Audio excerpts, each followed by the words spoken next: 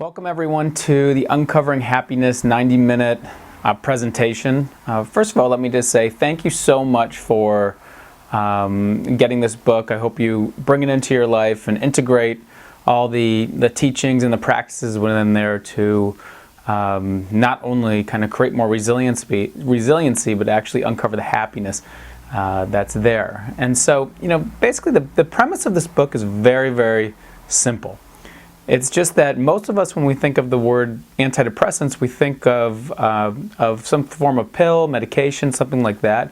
And while that can be really supportive to a lot of people, that's not the only kind of antidepressant that's out there. Science is now showing that we all have a host of natural antidepressants that if we tap into and intentionally practice and repeat, we can actually grow what I call an antidepressant brain. And as we do that, it's not just that sense of resiliency that gets inbred in us. It's a time of actually uncovering a more enduring core happiness, sense of well-being that's there. So in these 90 minutes, what we're going to do is we're going to go through the principles and practices, at least some of them within uncovering happiness. I mean, really, we could be together for a week and go over and deepen some of the work in here. But with 90 minutes, you're going to get an overview of it and hopefully something that you can begin playing with immediately.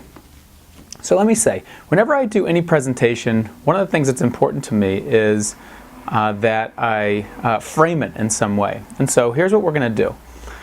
One of the fundamental natural antidepressants that you'll learn about today is mindfulness, this idea of bringing more awareness into our life, intentionally paying attention to the here and now, with this sense of fresh eyes, a beginner's mind, seeing things as if for the first time. And you'll see the value of that today, not just in your own experience, but also I'll share some of the science behind it as well. So here's a study that came out a number of years ago out of Harvard by a guy named Dan Gilbert, and at the time his postdoc, Matthew Killingsworth. And basically what they did was they took an app that they created called trackyourhappiness.org, and you can go check it out even right now. I think it's still available. I think at the time it was only available on iPhone. It may still only be available on iPhone. And basically they pinged people and they asked them, are you paying attention to what you're intending to pay attention to? That's the first question. Are you actually paying attention to what you're intending to pay attention to? The second question was, how are you feeling? And there were some other questions, but those are a couple of the basic questions.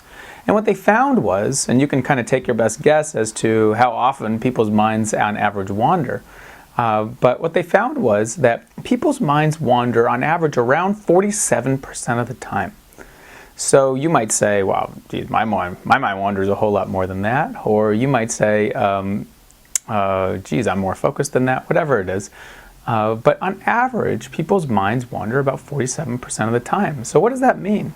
That means that 47% of the time we're not actually here for our lives. And another thing that they found was a wandering mind was correlated or connected to an unhappy mind. In other words, our minds are constantly running into the future, worrying about the next thing that's going to happen, or rehashing past events to try and figure out what the best move is in this moment. A lot of that happens when we're starting to kind of slide into what I call that depressive loop, which we'll learn about.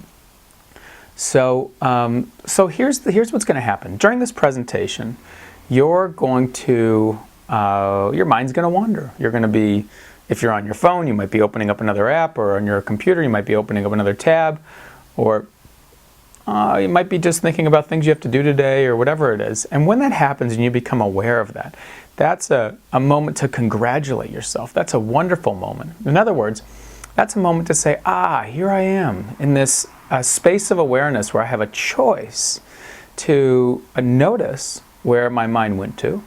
And by the way, a wandering mind, even though the studies show that it's an unhappy mind, I think also correlated with a creative mind too. So it's not inherently a bad thing. And so we might just look at it and say, where did the mind wander to? And then very gently guide our attention back to this presentation. Or, we have the ability to kind of reverse it. If you missed anything, just go back and you can listen to it. So from time to time your mind's going to wander. Just practice that practice of noticing where it wandered to and gently bringing it back. So that's the way we're going to start. That's going to be the frame we're going to draw around our entire time together, and we'll go from there.